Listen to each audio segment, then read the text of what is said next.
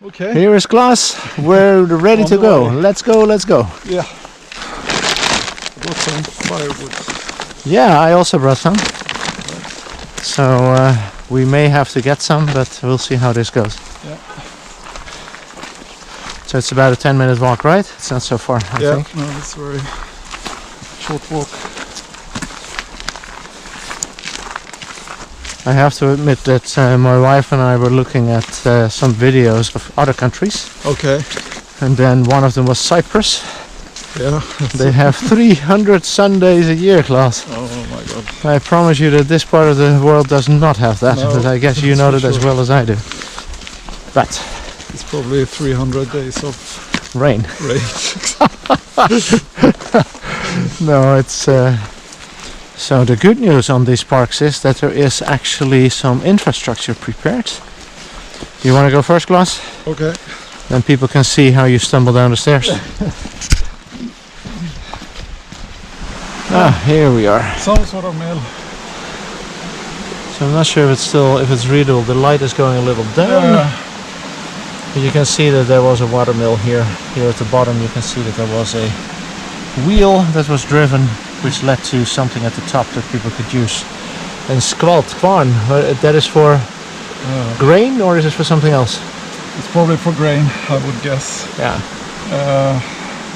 This looks like 2 stones for milling. milling. Yeah. Corner. Okay, now let's see. We're getting close. And then it's basically setting up our tents, getting a fire going, collecting some more firewood, and then having a chat by the fire.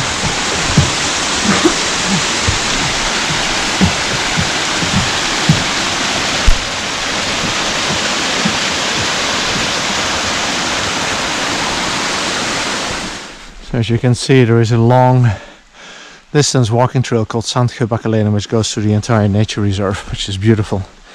If you're ever here in this area, you should definitely try that. It's a beautiful area. An early night, and then tomorrow it's up early again because I need to be in the gym for my group sessions with the 2 groups that I train quite early on as well.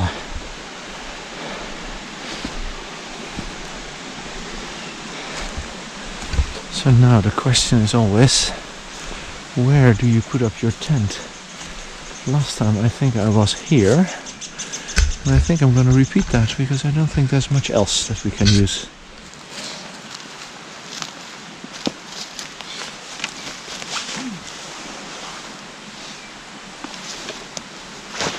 I like to have a piece of plastic under the tent because there's often a lot of moisture in the ground. And this piece of plastic will basically block all of that.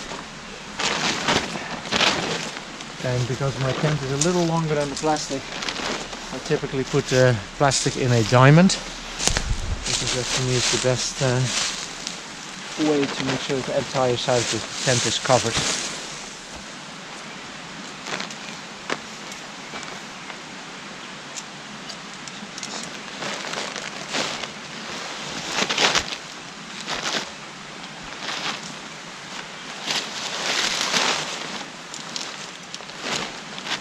Losing light, and that's always part of the game in this part of the world. At least there's some light as we arrive, and then later on we'll have to find ways to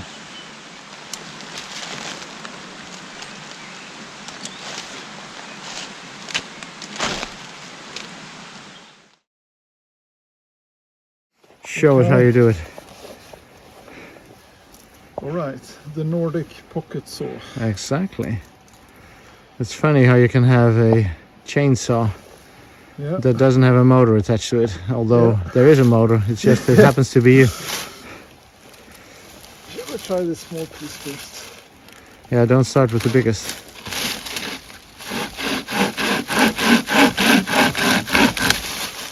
That worked like a charm. Yeah.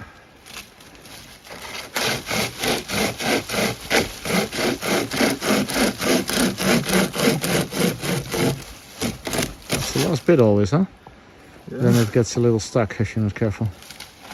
Klaus, you're a pro, man. And I promise you, it's easier to shoot video than to do the sawing. We'll take turns.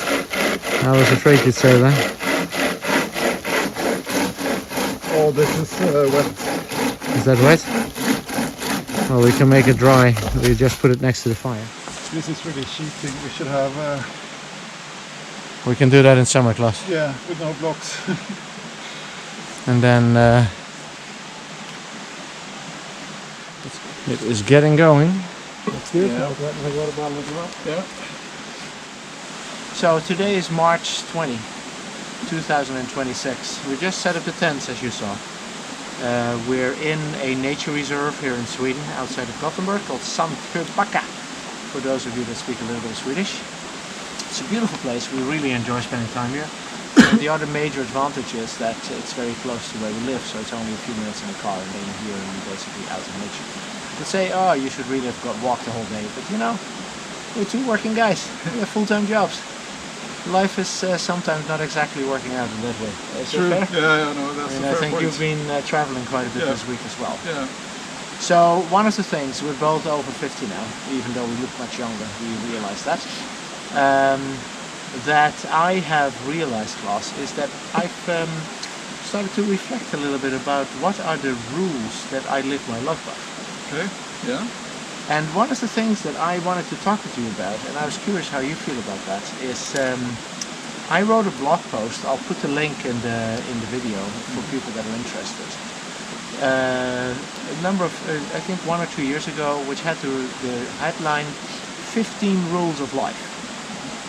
And what I thought we'd do is that we today talk about the first one. Okay. And the first one, and I'm curious how you think about that, is own it. Yeah. And the idea behind it is that in life lots of things happen that you have no influence over whatsoever. Yeah. Sometimes you do have influence over them, but it doesn't really matter. Yeah. You then always have a choice. Either you go into the victim mode and you blame others, you blame life, you blame whatever you can blame in order to not have to take action yourself, and you basically become a victim of the situation. Yeah. Or you can decide to own it. Yeah. You can decide that even if I cannot control different aspects, at least I can control my reaction to it. Yeah. I mean, that is, I think, one of the few things we can control. And later on in this series we're going to talk about Stoicism and Buddhism. Yeah. Where Buddhism basically says that you have to accept what you cannot change. Stoicism says that you have to put your energy on the things that you can actually do something about, Yeah. the things you can control. Yeah. So that's where I'm coming from, but I have no idea where you are on that whole thing. Yeah, How no. philosophical are you tonight? Yeah, no, it's a really interesting topic for sure, and I think I immediately thought about happiness. It's like that is a very similar topic where you actually being happy is actually a choice. Yes. Because you can choose to be, as I say, a victim, or you can choose to be The protagonist of your life. Yeah, basically. exactly. Yeah. That's basically what it's about. And you, as I say, you own it. And so, in that sense, also being happy is a choice. Yes. I think that's a really good point. That by taking responsibility for your own life, you also accept responsibility for actually owning whatever it is that's coming your way. Yeah. Right? Yeah. And then the other thing, because I mean it's of course situation, but it's also we're sitting here outside in the forest. We have done this. This is the 3rd year we do this. We started in 2024, I think, in January, if I'm not mistaken. In the snow, -5, and I was freezing my behind off because I didn't have the right gear yet. And again, if you want to do something, like being outside, and we both like being outside, it's very easy to just have that as a kind of long-term ambition. You do it at some point in the future, but at some point you have to just take action. Yeah. You have to own the action of actually doing it. Yeah. So, and I feel that at least the two of us have managed to do that. Yeah. Yeah. No. For those of you that are watching this, and you were part of the original group, you have chickened out, and we are still going. I just wanted to mention that. Yeah. It's true. That's a good point. But no, it's a really good point. I mean, it's so easy just to look at these. You want to go outside and spend time outside in the nature, but you actually have to do it, and there's a hurdle to just do that, take that action. But once you do it, it's not that hard. You just have to take that step and be outside. Exactly. As the saying goes, 90% of success is showing up. Yeah. Although I have to admit to us, last week Friday, actually Saturday, I was home alone because my wife was away traveling. And I was thinking of going outside by myself.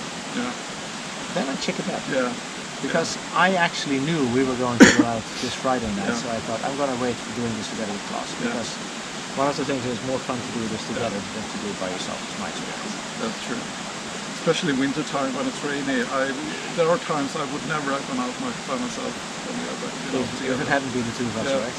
Well, I must admit I feel the same way. If it's pitch black and rainy, it's not fun to be alone outside. No.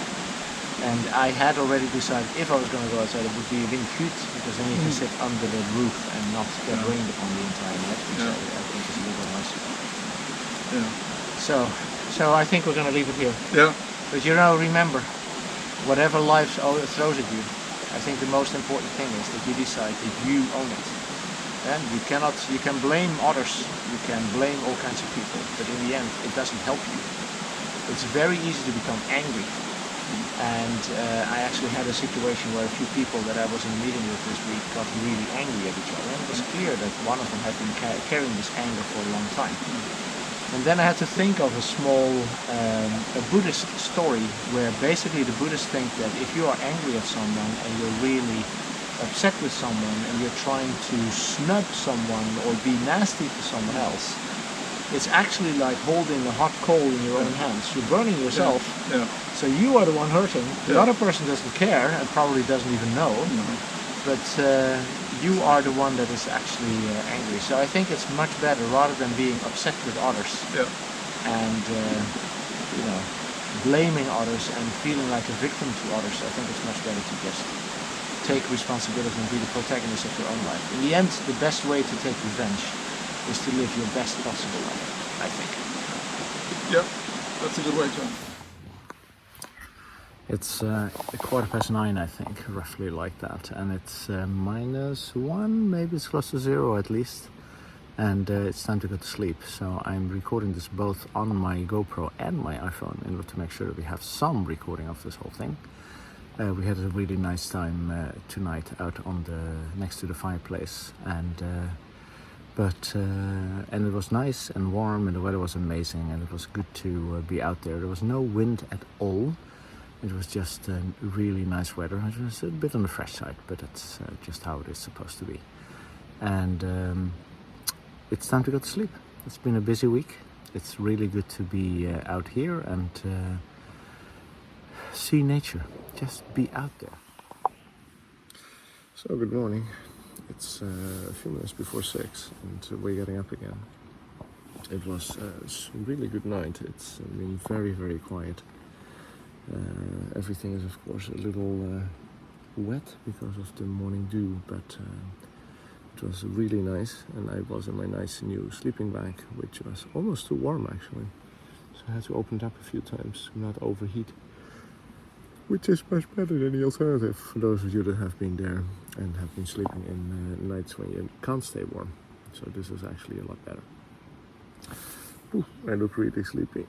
I slept incredibly well, so with that we're gonna start to pack up and see if we can find our way back to the car. I'll show you a little bit of the video as we start to pack up. Have a great day.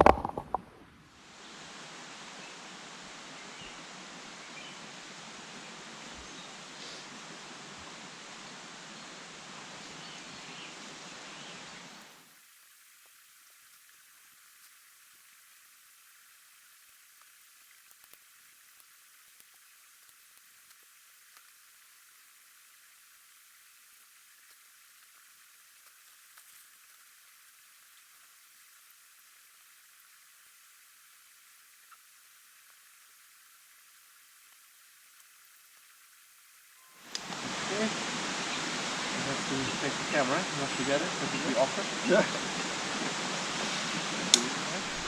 was relaxing this night. Very relaxing.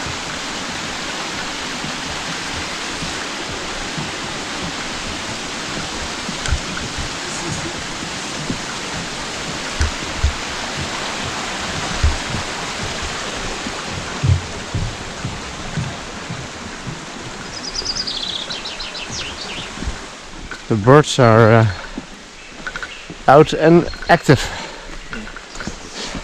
It's really quiet this night. I mean, except for the waterfall. I didn't hear anything. No, neither did I. That was good. You know, it's still winter, Yeah. but you can feel that the whole nature is preparing itself for spring, but in a way. Such a difference since last time. Yeah, the light, huh? It's really... And the birds, I mean... Everything is getting active, yeah. And no snow cloths, and no ice. No ice, exactly. Although it looks good on camera, this is a bit more comfortable, I must say. There is the first signs of civilization ahead of us. Okay, so Klaus, I think we're going to leave it here. I've no idea if you can see it on the camera, but thanks for watching. Until next time.